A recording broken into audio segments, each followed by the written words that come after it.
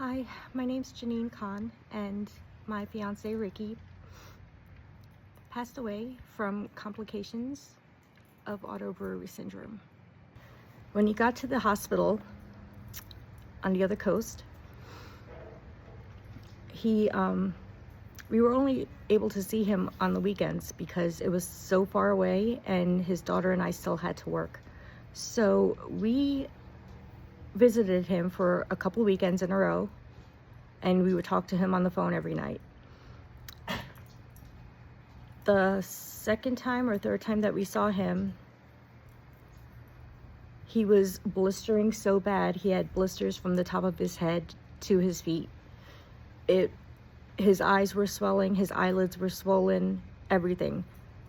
At that hospital, the doctors wanted to send him to another hospital, to their burn unit, because it was that bad and he was just in too much pain.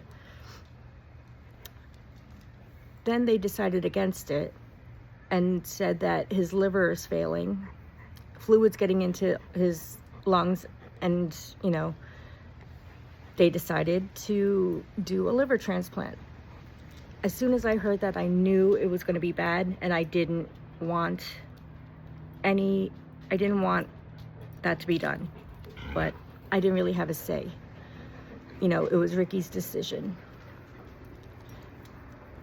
After, I think like 2 or 3 weeks there, he ended up with COVID. So then we couldn't go back to see him until he was, COVID free. And we were only able to talk to him on the phone. And in the meanwhile, he is continuously swelling more and more and more. The fluid has nowhere to go. I knew what was going to happen.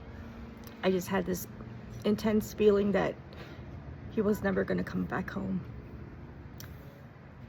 But they gave him hope. They said that the benefits outweigh the risk.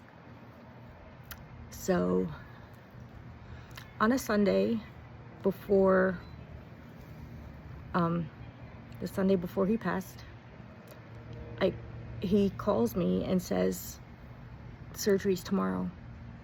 And I had no idea. No one from the hospital called me.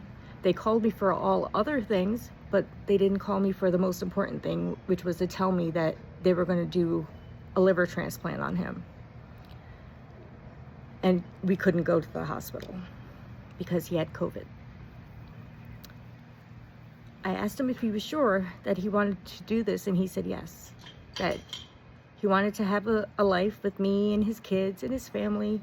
He wanted to be happy and healthy again, and that he loved me, and that was the last time I spoke to him.